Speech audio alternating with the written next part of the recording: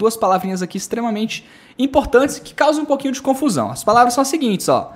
Design e designer. Parece simples, mas para quem está chegando agora no design, a gente precisa conversar sobre elas. Acontece muito de muitos clientes chegarem para pedir uma consultoria, para pedir para a gente fazer um trabalho e falar: Leandro, será que você pode fazer um designer para mim?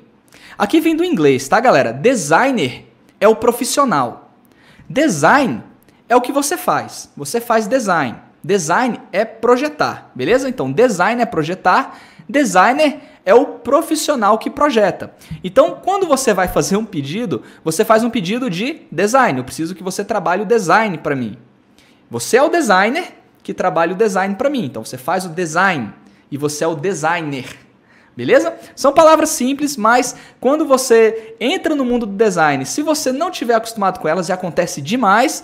Você pode entrar nos designs, alguns designers eles são mais chatinhos com os termos, vão começar a desacreditar você. Então, são dois termos aqui que, apesar de ser extremamente simples, são importantes, tá? São importantes, então não confunda design com designer. Designer é o profissional e design é a profissão. E o X e o Y a gente falou ontem, né? O que é o X? O X é o User Experience, ou experiência do usuário, e UI é User Interface, ou interface do usuário, né? Então, UX Design é o design, experiência do usuário, é você projetar para a experiência das pessoas que usam o produto serem melhores. E UI é você projetar aquilo que o usuário vai usar para operar aquele seu produto. Outras palavrinhas que são importantes, que a gente também aprofundou ontem. Diferença de usuário e cliente.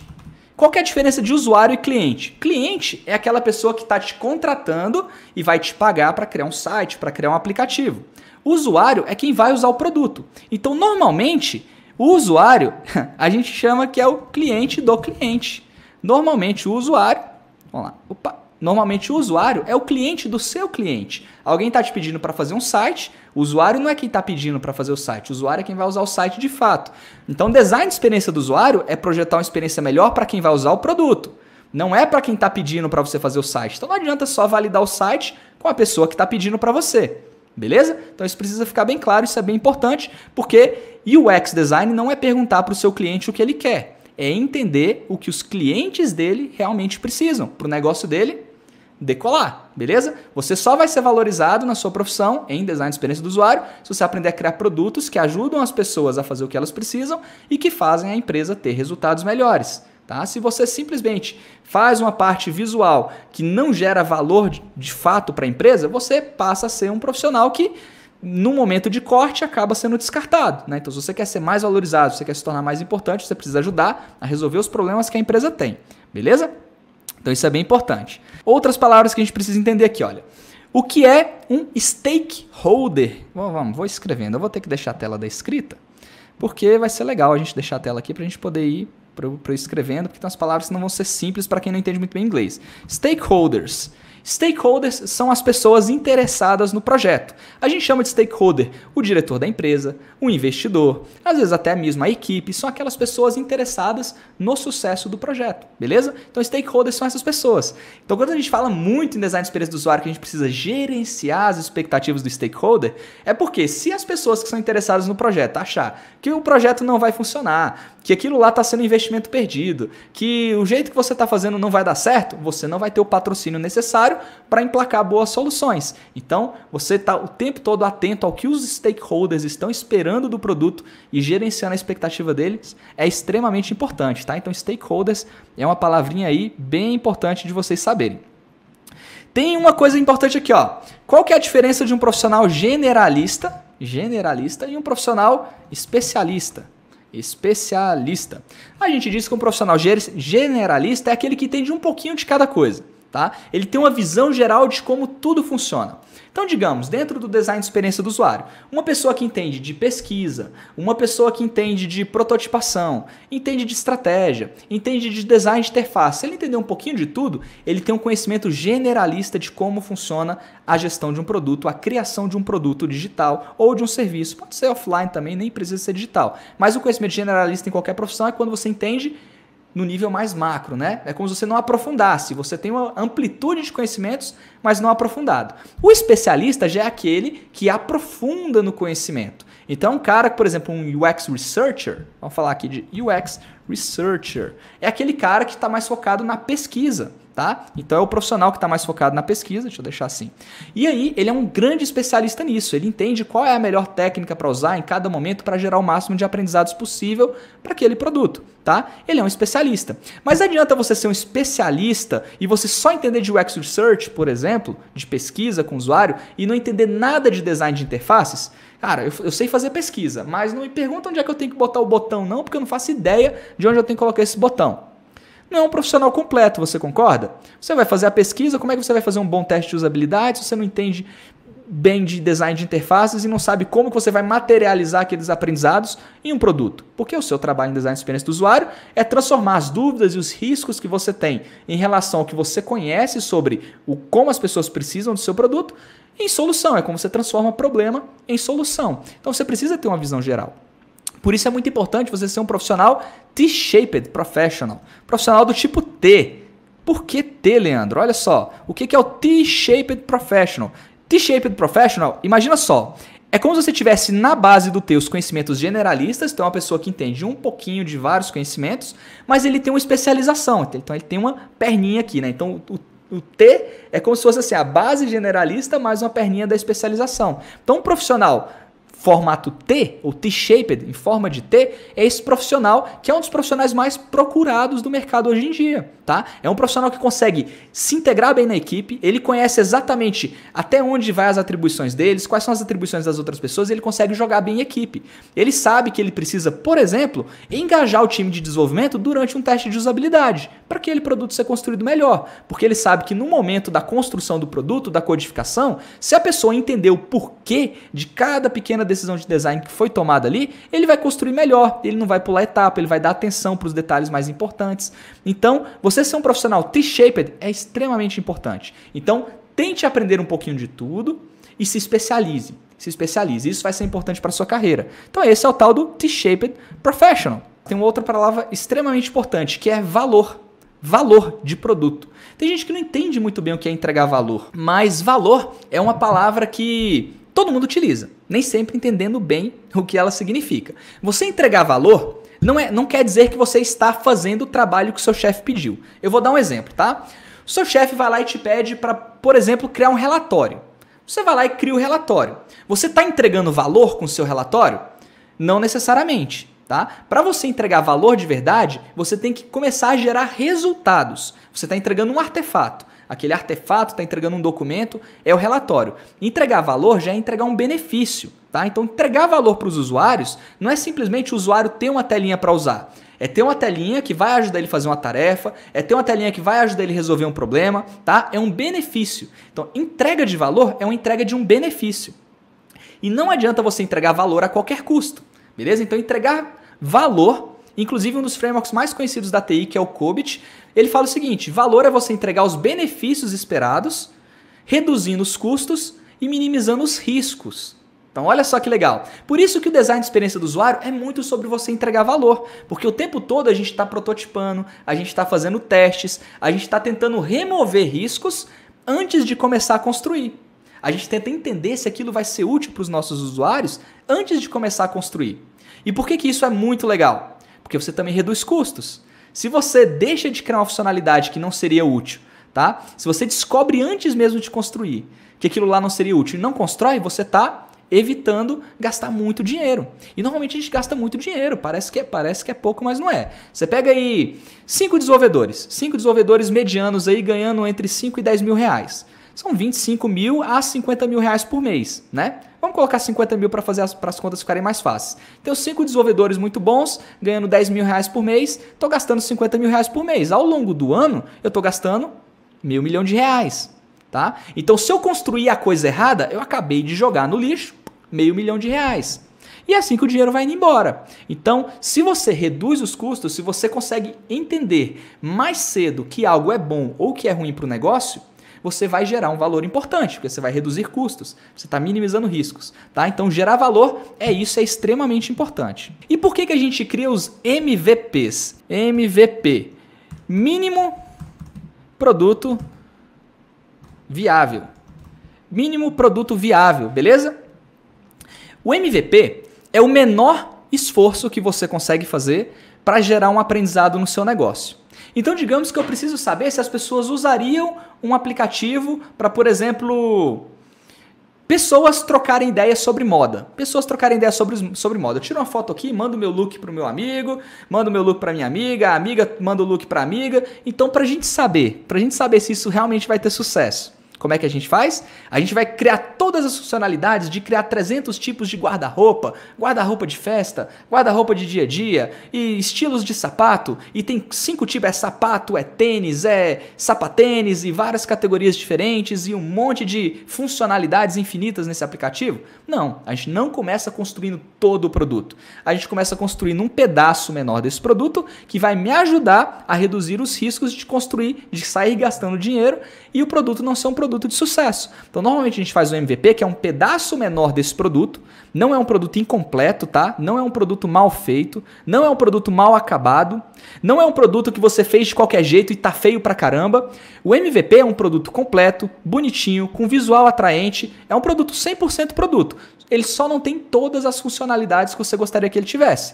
Mas pelo menos ali, nesse caso da roupa, da moda, pelo menos uma funcionalidade para mandar para alguém a roupa e para ela poder ver como é que ficou e falar se ficou legal ou não, já é um MVP. Já consegui, sem categorizar, sem classificar, sem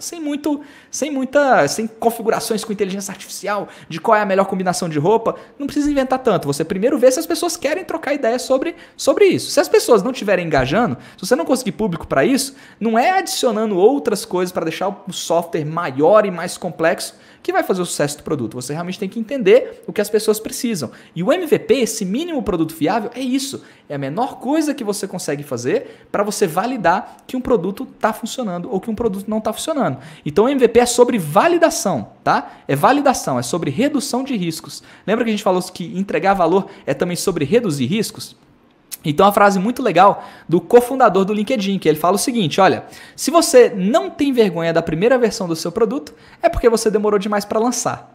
Não quer dizer que o seu produto tem que ser ruim, tá? Mas normalmente ele não vai ter tudo o que você queria. Ele não vai ser o produto mais completo do mundo, tá? Se você está deixando ele para ser o produto mais completo do mundo, é porque você está demorando demais para lançar e fazer testes e fazer descobertas. Inclusive, o mundo ágil, tá? As metodologias ágeis, famosas metodologias ágeis, são extremamente pautadas nisso. E você ter entregas incrementais, então você vai entregando aos pouquinhos para ir gerando aprendizado e otimizando. Entrega, viu o que tem que melhorar? Já melhora para a próxima versão, entrega mais um pouquinho. Viu o que tem que melhorar? Já melhora para a próxima versão, entrega mais um pouquinho. Então você vai fazendo entregas incrementais e o seu produto vai crescendo com qualidade. Ao invés de você passar 6 meses, meu cliente me pediu para fazer um aplicativo super complexo. Então eu dei lá um prazo de 1 ano para ele. Daqui 1 ano eu vou entregar, ele vai me pagar, vou pagar um dinheirão, vou ficar 1 ano trabalhando. Cara, isso é muito arriscado. As chances de você entregar algo que o seu cliente não gosta, que o produto não tem sucesso e que vai dar treta nesse contrato é enorme. Então faça entregas menores, faça contratos menores, trabalhe com esses MVPs. Você pode ter vários MVPs, né? Sequências e sequências. Olha só, a Jamile está falando um ponto importante. Olha, engraçado como o termo MVP também é usado para definir produto ou projeto mal feito. É quem não entende, tem que tomar cuidado. Então, quando a gente fala que vou entregar um MVP para a gente poder já entregar alguma coisa, a pessoa acha que é para fazer mal feito, para entregar rápido, porque depois aquilo lá não vai ser melhorado nunca, é porque não entendeu o propósito da coisa. Não entendeu o propósito da coisa. Tá? A partir da hora que você entende, você para de pensar assim. Você passa a entregar realmente o MVP, que tem até alguns autores que até falam de menor produto amável. Minimum Lovable Product, que seria o MLP. Né? MLP. Aí já é quase uma brincadeirinha em cima do MVP. Né? Mínimo produto amável.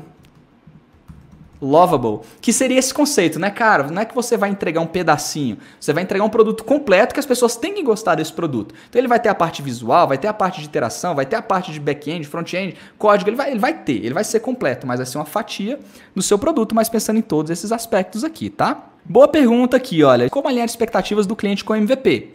É jogar aberto. Você acredita que a gente vai conseguir fazer um produto aqui que vai ser o melhor produto do mercado sem testar? Sem entender o que os usuários realmente precisam? Você acha que depende do apetite ao risco do cliente, né?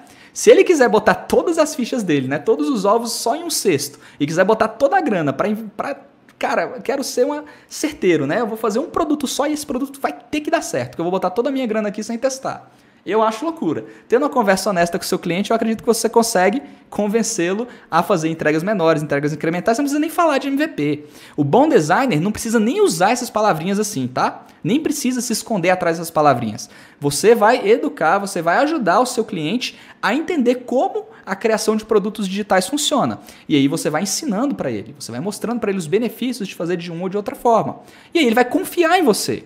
Não é, vamos fazer um MVP. Você não sabe o que é MVP? Nossa, eu não gosto de trabalhar com cliente que não sabe o que é MVP. Você acha que MVP é só um produto ruim? Cara, você não sabe de nada. Cara. Não é assim que você tem que agir. Não é assim que você tem que agir. Você tem que passar confiança, você tem que se colocar do lado do cliente. Você tem que ser o melhor amigo do seu cliente, né? Para ajudar. É interesse dos dois que o produto dê certo. Beleza? Você tem que ajudar. Então vamos falar de benchmark aqui, galera. Olha só. Antes de você construir o seu produto, você precisa avaliar o mercado. Você tem que entender como estão os concorrentes, como outras empresas estão fazendo, como o seu usuário faz hoje sem o seu produto, mesmo que ele não use o seu produto. Então, por exemplo, naquele caso da moda, né? Como é que eu posso fazer um benchmark? Poxa, eu posso conversar com pessoas e perguntar como elas pedem dicas de moda para os amigos. Aí a pessoa fala, não, eu não peço dica, na verdade eu olho na revista tal, ou eu sigo a blogueirinha tal, ou eu entro no site tal, ou eu estou sempre antenado em tal informação. Então, você começa a entender como as pessoas fazem, isso ajuda muito, e também é o conceito de você pegar vários outros softwares, aplicativos, produtos que são concorrentes seus e fazer uma classificação. Cara, olha, esse meu produto tem essas funcionalidades. Esse outro produto tem essas aqui. Já esse tem umas e não tem outras. Então, como eu posso me destacar? Você conhecendo seus concorrentes, você vai começar a identificar ali, olha, o que está faltando nos outros produtos para você se destacar. Esse processo que você vai analisando o mercado, vai analisando essas outras coisas, esses outros produtos e vai fazendo essas análises comparativas, é o famoso benchmark. Deixa eu ver, também pode ser um benchmark no sentido de boas práticas também. Existe esse conceito de que o benchmark de mercado são quais são os produtos ou os formatos, os frameworks que são mais utilizados. Eita, falamos de outra palavra, framework. Frameworks. Eita, essa é uma palavra que é muito utilizada, hein? Vamos utilizar um framework? Framework ele pode ser utilizado em vários sentidos aqui dentro do mundo dos produtos digitais, do design de experiência do usuário. Eu, por exemplo, posso ter um framework aqui que é o Bootstrap. Bootstrap ou Foundation. O Bootstrap, Foundation ou Materialize são frameworks. Eita, olha a sopa de letrinhas. HTML e CSS. Vamos lá, vamos falar de cada uma dessas coisas aqui, beleza?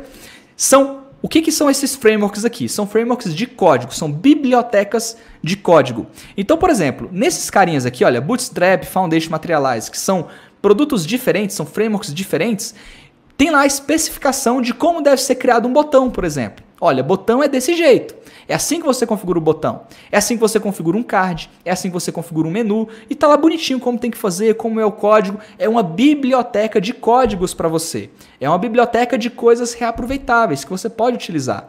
Tá? Isso vale também para conceitos de mercado. Tá? Então, por exemplo, você pode ter um framework para você trabalhar com design thinking, para você trabalhar com um processo, que é um framework, que é um conjunto de boas práticas que você pode utilizar também. Então, o framework pode ter esse sentido também.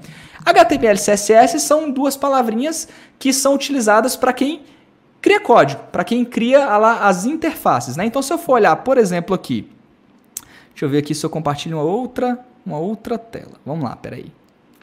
Vamos lá. Vou compartilhar de novo aquela tela do Mente. Beleza, estou compartilhando essa tela aqui com vocês. E deixa eu deixar ela maior.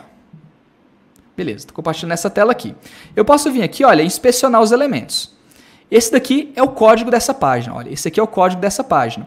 Esse é o código HTML. HTML é essa linguagem de marcação, tá? É uma linguagem de marcação que você fala, isso é negrito, isso é título, isso é tabela, isso é parágrafo, tá? Então, por exemplo, se eu tenho aqui um barra, deixa eu ver aqui, ele está todo em div, né? Ele está todo em div e o div ele não tem muita semântica, ele não tem muito significado, é uma divisão de elementos. Mas deixa eu pegar aqui, deixa eu ver se eu acho um negrito aqui.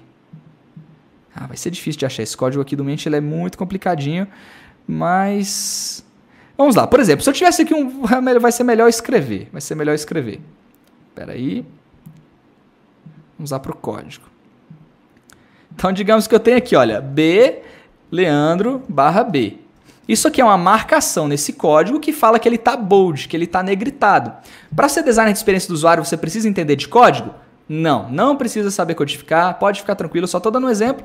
Esse é o tal do HTML. Agora, se eu quisesse que isso aqui ficasse vermelho, eu podia falar, olha, numa outra linguagem, que eu tenho um color red. Isso aqui já é um CSS, tá? É um CSS. Então eu poderia dizer que, olha, que todo mundo que está em negrito vai ter uma cor vermelha, tá? Não precisa, isso aqui eu diria que todo mundo que está em negrito tem uma cor vermelha, isso aqui seria um código CSS, mas não precisa se preocupar com isso, mas basicamente só para você entender que o HTML ele estrutura a sua tela, digamos assim, a sua interface, e o CSS ele vai dando uma roupa para a sua tela, né? Ele vai formatando, ele vai dando uma roupinha para aquilo. Basicamente isso, HTML e CSS. Então o framework HTML e CSS é um conjunto de bibliotecas que te ajudam a criar os seus sites, beleza? Então, vamos lá. Não é obrigatório, mas se você conhecer, você consegue ajudar os seus usuários também. Você também consegue ajudá-los, tá?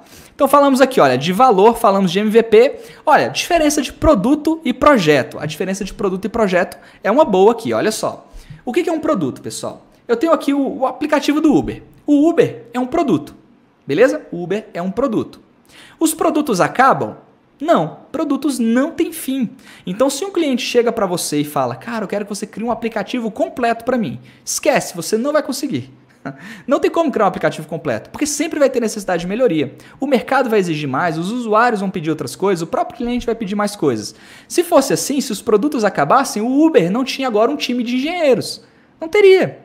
Né? O Decolar não teria um time de engenheiros, a iFood não teria um time de engenheiros, de codificadores, o Nubank não teria, porque o produto está pronto. Né? O produto está pronto, as pessoas estão usando. Mas se liga, produto não acaba. Tá? O produto está em melhoria contínua, sempre. Já projetos, sim, projetos têm começo, meio e fim. Vai ser um esforço que você vai definir para você atingir um objetivo. Então, por exemplo, no caso do Uber, eu posso ter um projeto para criar um sistema de avaliações. Eu posso ter um projeto para avisar quanto tempo falta para a viagem acabar. Então, esse projeto você trabalha nele, você entrega e ele acaba. Aí depois você vai para outro projeto, mas o produto não acaba. Entende a diferença? Então, você ter um produto ou ter um projeto são coisas diferentes. Produto não pode ser infinito. Aliás, o produto pode ser infinito. O projeto ele não pode ser infinito. Projeto você tem que saber, cara, eu vou investir tanto e ele tem que gerar esse retorno de investimento para mim. Projeto é feito para isso, para você criar algo e isso gerar algum retorno. Então você entender essas diferenças de palavrinhas também faz muita diferença quando você está trabalhando, beleza? Briefing é um evento ou é uma etapa de um projeto que você vai conversar com o seu cliente para você entender o que ele espera do projeto. Ele vai te brifar, a gente fala que ele vai te brifar, né? Ele vai te dizer o que ele precisa, o que ele quer. Então, você pode ter duas posturas aí. Você pode perguntar o que o seu cliente quer, então você vai começar a perguntar que sites você gosta, quais são os seus concorrentes, o que você quer criar, qual cor que você mais gosta. Você pode fazer um briefing nessa linha para entender o que o seu cliente precisa, ou você pode fazer um briefing mais estruturado quando você está trabalhando com design de experiência do usuário. Quer saber um jeito legal de fazer briefing? Algumas perguntinhas legais. Primeiro, qual problema a sua empresa resolve, meu cliente? Qual problema a sua empresa resolve? Ele vai te explicar. Olha, eu resolvo esse problema aqui. Tá? Então, o Uber. Que problema o Uber resolve? Eu ajudo as pessoas a se deslocarem com mais comodidade, com conforto. É o problema que o Uber resolve. As pessoas querem ter um problema de mobilidade urbana e eu entrego conforto para as pessoas se locomoverem. Tá? É o problema que o Uber está resolvendo. Então, seu cliente ele vai te dizer que tipo de problema ele resolve dos clientes deles. Tá? Qual o problema ele resolve dos clientes deles. Então, eu vou fazer um novo aplicativo. Aplicativo para quê? Eu quero fazer um aplicativo para roupas. Eu quero fazer um aplicativo para moda. Eu quero fazer um aplicativo que as mulheres conseguem mandar fotos dos looks delas para as amigas. Você está focado na solução. Você não está focado no problema que isso resolve. O problema é que as mulheres, às vezes, elas ficam inseguras, elas gostam de dicas, elas gostam de conversar com as amigas para elas se sentirem mais, enfim, ou o homem que seja, né, sem criar estereótipos. Ou o homem, ele quer conversar com outro cara para saber se ele está se vestindo bem. Então, você pode pensar no problema. Então, o problema ali, de repente, está na pessoa querer se sentir melhor. Esse é o problema. As pessoas não estão se sentindo confortáveis com a forma como elas fazem hoje. Agora, se for um super problemão, que a gente brinca, né? Se for um problema do tipo aspirina, as pessoas vão querer comprar. Então, se a pessoa super precisa se locomover para ir para o trabalho e tá de saco cheio aí com o transporte público, por exemplo, e tem grana e precisa se locomover rapidamente, quer andar de Uber, você está resolvendo uma dor. Está resolvendo uma dor daquela pessoa, né? Então, isso é um produto do tipo aspirina. Agora, você também pode ter produtos do tipo vitamina. Por que é diferente? Né? Aspirina, cara, você tá com dor de cabeça, você pega o dinheiro da carteira, você paga. Quero acabar com essa dor de cabeça. Vou tomar minha aspirina logo, não aguento mais essa dor de cabeça. É um produto aspirina. Agora, vitamina não, né? Vitamina você vai tomando, porque um dia, sei lá, o meu corpo vai ficar mais legal, vai ficar mais forte. Então, se tiver que cortar a grana, você corta a grana da vitamina, você não corta a grana da aspirina. Então, você encontrar um problema, uma dor, que é realmente mais pro tipo aspirina do que um tipo vitamina, ajuda demais. Porque você tem que encontrar realmente uma dor que não é somente algo supérfluo para a pessoa, é algo que realmente ajuda de fato. Então, você focar no problema te ajuda demais, porque normalmente quando a gente foca direto na solução, normalmente a gente está falando de produtos aspirina, a gente fica apaixonado demais pela solução e não resolve problema nenhum, resultado, ninguém vai comprar o produto. Então é um problema clássico, né? Então, primeira pergunta legal para você fazer no briefing: que tipo de problema o seu produto resolve? Segunda, como você trabalha hoje para entregar esse produto? Quais são os seus processos da sua empresa? Quem são as pessoas envolvidas em entregar esse produto? Você vai começar a entender como a empresa funciona, tá? Olha só, como os usuários fazem sem o seu produto hoje? Quem não é seu cliente ainda, como eles fazem para ter esse problema resolvido?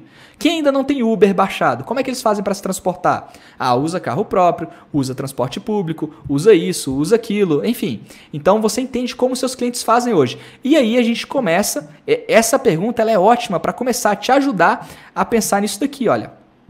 Vamos ler, era uma das palavras mais cobiçadas. Vamos ver se ela continua sendo uma das palavras mais cobiçadas aqui. Jornada do usuário. Então, olha só, quando você está tentando entender como seus usuários fazem hoje sem o seu produto, você está tentando entender a jornada do usuário. Então, qual é a jornada do usuário que precisa de usar o aplicativo do Uber? Olha, ela precisa ir em determinado lugar, ela vai decidir se ela vai, como ela vai, quanto tempo ela tem para chegar, né? Ela vai começar a pensar, poxa, será que eu tenho que chegar rápido? Dá tempo de esperar um ônibus? Será que eu vou ter que chegar lá todo bem vestido? Eu vou para uma festa? Eu vou usar o metrô se eu for para uma festa? Ou se eu for para uma festa eu vou usar um outro tipo de transporte? Então você começa a tentar entender como a pessoa pensa, o que ela precisa em cada etapa da jornada, na decisão do transporte, no durante o transporte, no depois do transporte. Então essa jornada que o usuário faz, essas etapas que ele faz, é a famosa jornada do usuário.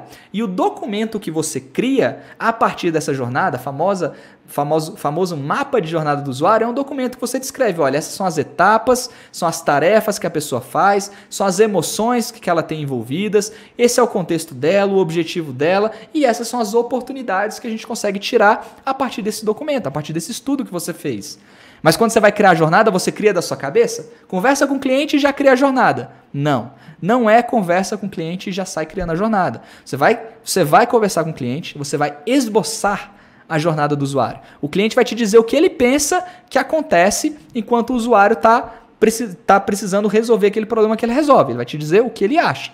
Aí você vai fazer pesquisas, você vai fazer entrevistas, você vai entender de fato o que as pessoas precisam antes de sair projetando. Mas com esse briefing que a gente estava conversando, né, com essa primeira avaliação, você consegue entender melhor o que as pessoas precisam. Tá? Então olha só, o que é sucesso para você? Outra pergunta, a gente falou, ó, que problema você resolve, como você trabalha para entregar esse problema hoje, como os usuários fazem sem o seu produto e olha, o que é sucesso para você? É muito importante você perguntar para o seu cliente, por exemplo, o que é sucesso para ele. Olha, vamos olhar aqui, daqui a 2 meses, se você me contrata agora, daqui a 2 meses, como você quer estar? O seu produto já está no ar, o que o seu produto está fazendo de diferente? Como seus usuários estão agora que eles têm o seu produto para usar? Então, o que é sucesso? Você entendendo o que é sucesso, olha, lembra da gestão de expectativas que a gente falou? Vocês me perguntaram aí, alguém tinha me perguntado, mas Leandro, como é que eu falo sobre MVP para meu cliente? Né? Você tem que gerenciar as expectativas. Então, você entendendo o que é sucesso para ele, vai ficar claro para você. Né? O combinado não sai caro. Então, se você simplesmente sai entendendo uma coisa e ele sai entendendo outra, pode gerar conflito. Então, ali ele já te fala claramente o que é sucesso para ele. E outra pergunta legal, o que te impede de ter sucesso hoje? O que está te impedindo? Por que você ainda não fez isso que você está me pedindo para fazer? Ele vai começar a te falar, cara, eu contratei outra empresa e a empresa deu mole porque ela não me falava toda semana o que estava acontecendo. Eu passei 2 meses sem ouvir falar o nome do cara, ele sumiu. Você começa a entender os problemas para você não errar igual, você já começa a entender os impedimentos. Então um briefing, galera, é essa primeira conversa. Então eu acabei dando uma dica aqui de como você fazer um briefing legal, tá? Roadmaps e releases. Roadmaps e releases, tá? O que é um roadmap? Roadmap é um desenho que você faz para você mostrar quais vão ser as próximas etapas do projeto. é gestão de expectativa também. Você está clareando o caminho, né? Roadmap é o mapa do seu caminho, o mapa da sua rota para o sucesso, tá? E esse roadmap, normalmente, ele é composto por entregas, que são as releases, né? Palavrinha bonita aí que a galera do desenvolvimento, da programação utiliza, mas as releases são as entregas. Então, o seu roadmap, ele é composto por várias entregas. Então, você vai falando no seu roadmap, olha, nesse trimestre a gente vai entregar essa parte do produto, a gente vai fazer essa entrega para gerar esse benefício. Nesse outro trimestre, essa equipe vai entregar isso, essa outra equipe vai entregar isso. Então, essa estrutura de o que vai acontecer ao longo do projeto é o seu roadmap e ele tem que ser composto de entregas, né? Não adianta fazer só um roadmap de construção sem falar do roadmap de entregas ou roadmap de releases, porque você precisa planejar, né? Então, eu vou entregar para o meu usuário, por exemplo, vou fazer um aplicativo de chat, vou fazer um WhatsApp. Primeira funcionalidade que eu vou criar do WhatsApp, eu vou criar uma pesquisa. Vai ser a primeira funcionalidade que eu vou criar no WhatsApp. Pesquisa. E olha só o problema. Adianta você colocar no ar um produto de chat que só tem pesquisa e que ainda não tem nem o chat? Tem nem como a pessoa conversar, mas tem como pesquisar. Não faz sentido entregar essa funcionalidade primeiro, você concorda?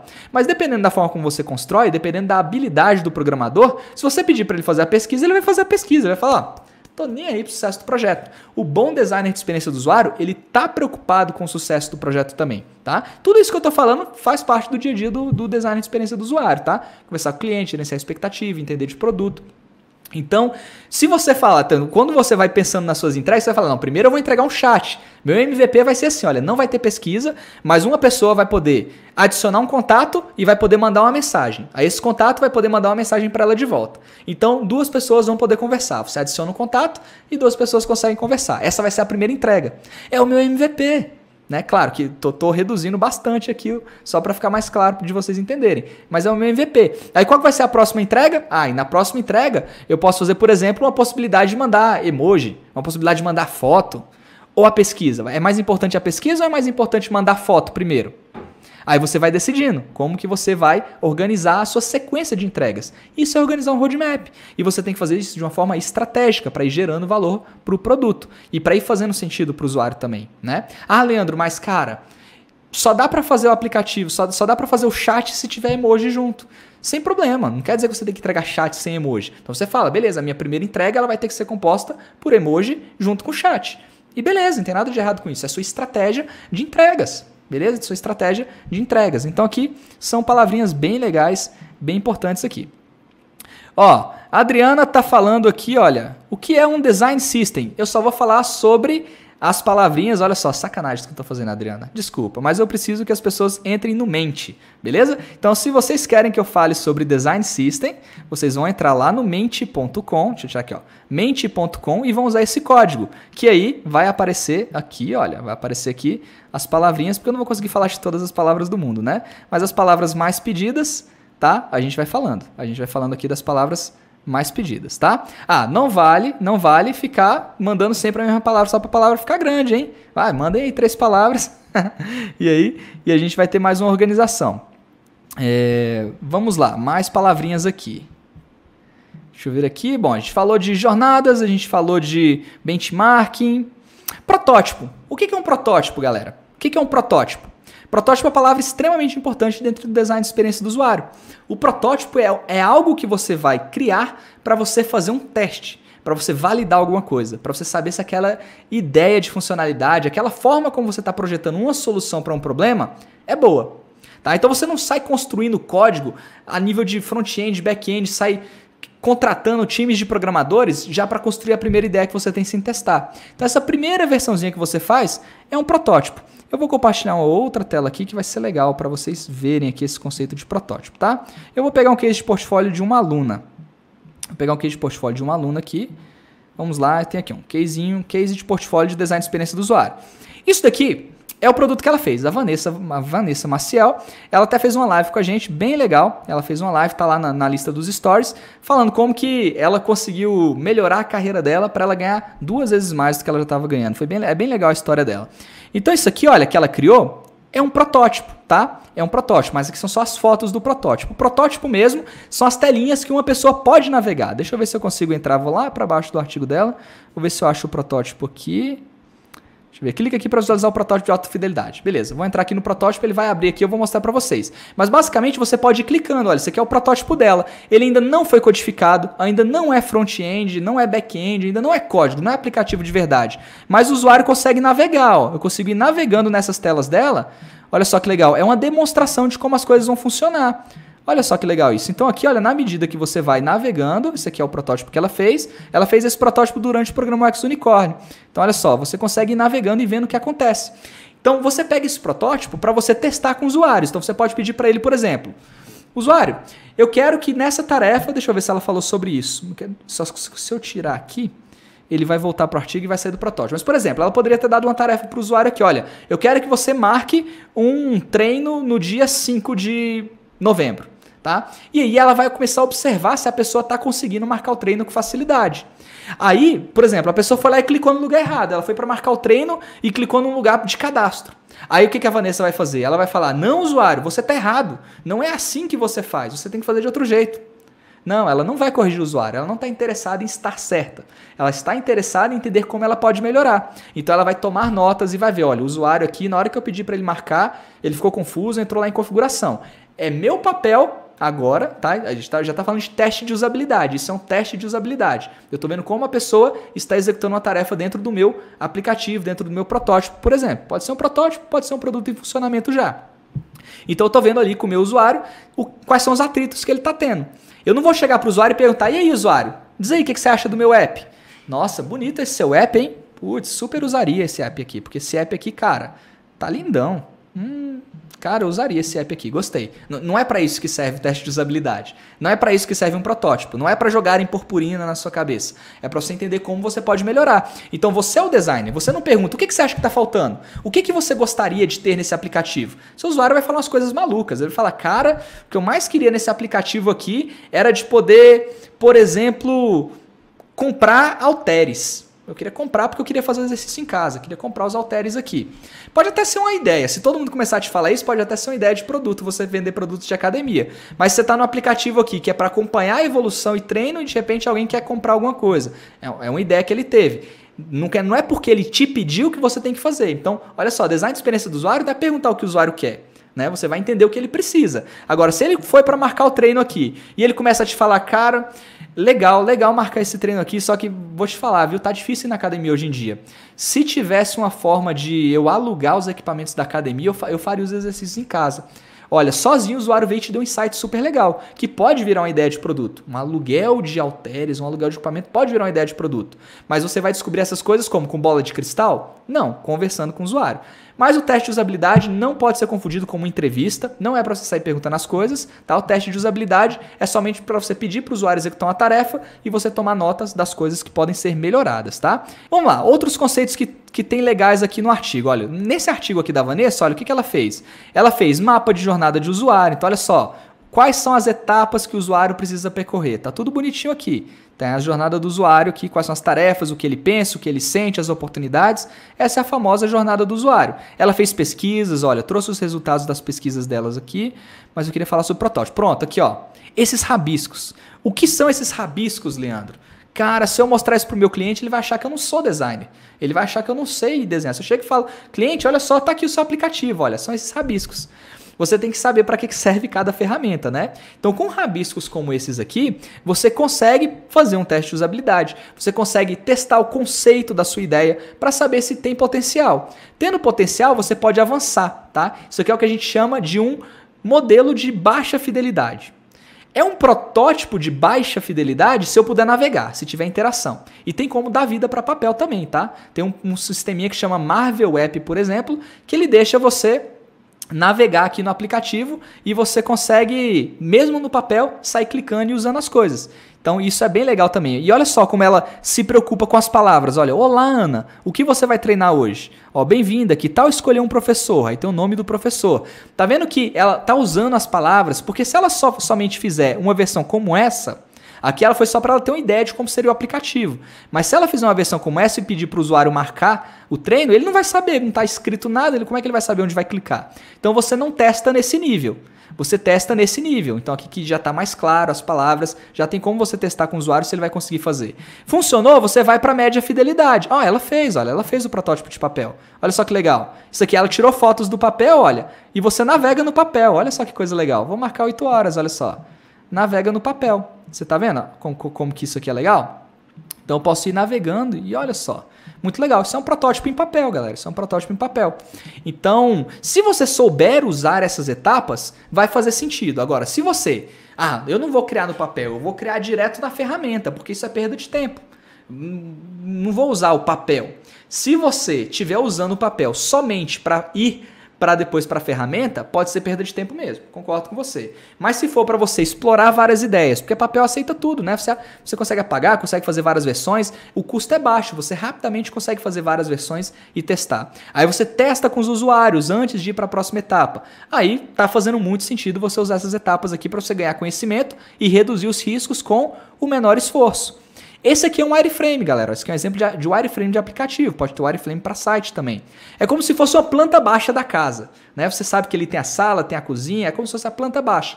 E aqui ela desenhou mais ou menos a planta baixa de como vai ficar o aplicativo. E ela aproveitou, olha, o wireframe seriam só os desenhos. O wireframe seriam só esses desenhos que você já consegue ver. Olha só o que ela está projetando. Ela está deixando claro o peso visual dos elementos. Então, olha, Conte-nos Mais tem um peso visual muito maior do que seu nome completo. Tem um peso visual muito maior que pular. Então ela está selecionando a importância dos elementos na tela antes de construir, tá? Então o wireframe são essas telinhas. O protótipo, poderia fazer um protótipo de média fidelidade aqui com wireframe, né? A baixa fidelidade é o rabisco, mais mal feitinho. Média fidelidade é essa estrutura e a alta fidelidade já são com as cores finais, com a versão final disso, né? E aqui a gente tem um fluxo de usuário. O fluxo de usuário é esse desenho de como fica a navegação do usuário. Então eu venho dessa tela, eu passo para essa, eu passo para essa, eu passo para essa. Isso aqui é um processo normal de design de experiência do usuário, galera. Guia de estilos é esse conjunto de elementos que você reaproveita ao longo do seu desenvolvimento, que você reaproveita ao longo do trabalho de design que você está fazendo. Então o botão primário sempre vai ser assim. Então quando ela trocar esse botão primário no guia de estilos dela, ele é trocado em todas as outras telas. Ele é trocado em todas as outras telas. Então guia de estilos mais completos. Olha, eu vou pegar aqui para vocês verem. Vou pegar aqui um site do UXPin que é bem legal. Tem uma lista de guias de estilos e design systems aqui. Depois eu falo a diferença. Olha aqui os guias de estilos. Vamos lá, vou pegar aqui um da Atlassian, que é bem legal. Ó, guias de estilos da Atlassian. Atlassian, que faz o Gira, que é uma ferramenta de gestão de projetos. Deixa eu ver aqui o que eu posso pegar. Vamos pegar aqui sobre cores. Cores. Então, olha só, ele tem todo a especificação de como são utilizadas as cores nesse produto. Olha só, então eu tenho aqui cores, eu tenho ele falando sobre acessibilidade, tá? Ele vai falar sobre várias coisas super legais. Eu tinha um link aqui que eu mostrava até umas coisinhas mais legais. Deixa eu ver se consigo pegar aqui, onde a gente fala sobre guias de estilos. Grids, tinha uma parte sobre grids que era muito legal, e banners. Olha aqui, esse aqui é legal. Olha aqui, ele começa a falar sobre componentes já, olha. Como é que ele faz uma notificação? É desse jeito. Como que eu codifico uma notificação? Assim. Então, o desenvolvedor, olha só que legal, a integração. O Design System já é isso, essa integração de todos os elementos até, assim, é uma coisa viva que na medida que o designer ajusta, os desenvolvedores também vão ter refletido todas essas mudanças. Então, olha, tem os banners aqui, olha só que legal. Tem os caminhos de pão, que são aqueles itens, né? Como é que está a sua navegação ao longo do... Quando você vê lá, home, primeira página, segunda página, são aqueles subnavegações, né? O caminho de pão que a gente chama. Ó, as especificações dos botões, olha, o botão padrão, como é que são as variações do botão primário, tá? Então esse aqui é um design system mais completo, tá? É um design system mais completo que tem a especificação de como são os elementos que são utilizados dentro do produto. Aí fica muito mais fácil assim, né? Porque se você tem tudo especificadinho, você tem que resolver o problema. Você pega os problemas e você vai lá e utiliza os elementos que você tem para resolver o problema, sem perder tempo de novo, reinventando a roda cada telinha que você faz. Então aqui a gente tem, olha, o protótipo de alta fidelidade. A alta fidelidade já é, cara, quando for codificar é assim que tem que ficar. Então a gente tem lá a alta fidelidade. Deixa eu ver aqui o que mais. Vamos lá, mais palavrinhas. Bom, eu não vou estender muito mais que 1 hora. Eu sei que eu não vou conseguir falar de todas as palavras do mundo. Vamos ver como é que estavam as palavrinhas aqui. Vamos lá. Remove. Deixa eu remover esse. Deixa eu compartilhar aqui mais telinhas. Aqui. Deixa eu compartilhar a tela errada. Opa, volta. Quem está entrando nesse mundo aí, galera, comentem aí se vocês estão começando a entender essas palavrinhas aqui, se está ficando mais claro. Claro que eu não espero que vocês saiam daqui entendendo todo mundo de design de experiência do usuário, mas a gente está falando de vocabulários importantes aqui. Eu perdi a telinha que estava o mente. Espera aí, deixa eu achar ele de novo. Ah, era a própria telinha, não precisava nem ter tirado. Não precisava nem ter tirado. Olha aqui, temos lá então. Falamos sobre Design Systems, falamos sobre MVP, jornada de usuário. Backlog, o que é backlog? Backlog é o conjunto de tarefas e funcionalidades que você tem em um produto. Isso é mais do mundo ágil, isso vem mais lá do Scrum, tá? Do mundo ágil. Backlog é o conjunto de coisas que vão ser priorizadas para você construir. É como se fosse a sua lista de pendências, só que já priorizadas e elas fazem sentido para o seu produto, elas já foram pesquisadas, já foram analisadas e elas já foram priorizadas ali para você construir. Isso é um backlog de sprint, por exemplo, sprint backlog. E sprint é um ciclo de desenvolvimento, pode ter 3 semanas, 4 semanas. Então quando o desenvolvedor vai te falar, olha, a gente vai rodar um sprint, na verdade o que ele está falando é, a gente vai passar 3 semanas codificando isso aqui que está planejado. Não me enche. É isso que está planejado aqui, ó. Pum. A sprint, normalmente, você não vai incluir nada e não vai tirar nada dela depois que ela está planejada. Justamente para você não ficar tendo retrabalho, né? Então, planejou durante 3 semanas, tem esse tempo ali que os desenvolvedores vão construir e você pode usar sprints, esse conceito, né, de ciclos de desenvolvimento, de várias outras formas também. Não precisa ser só no desenvolvimento.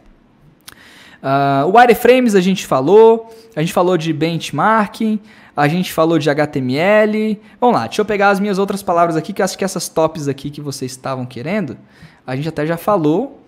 E deixa eu pegar aqui as outras que eu tinha selecionado aqui. Deixa eu ver se não ficou alguma que é super extremamente importante aqui, para a gente não sair sem falar delas. Deixa eu voltar para a minha lista de palavrinhas. Vamos lá. Eu tinha pegado umas palavras legais aqui para a gente conversar, até mandei para vocês. Então falamos aqui sobre MVP, projeto, produto, briefing, jornadas, benchmark, fluxo de usuários, protótipos. O que são interações? Quando a gente fala em design de interação, né? O design de interação é você projetar como vai ser esse fluxo do usuário. Se eu clicar aqui, o que tem que acontecer? E quando eu clico ali, o que tem que acontecer? Na verdade, você vai olhar, olha, qual é a tarefa que o usuário precisa fazer? Eu preciso marcar um treino. Então você vai projetar todas as iterações que ele precisa fazer para ele conseguir marcar esse treino. E quando você fala de design de experiência do usuário, você vai além do aplicativo. Você começa a pensar em projetar até as outras coisas que não estão relacionadas. Então ele começou a treinar, como que é o treino dele? Caramba, na hora do treino dele, ele vai ter que saber qual que é o peso que ele tem que marcar em cada equipamento.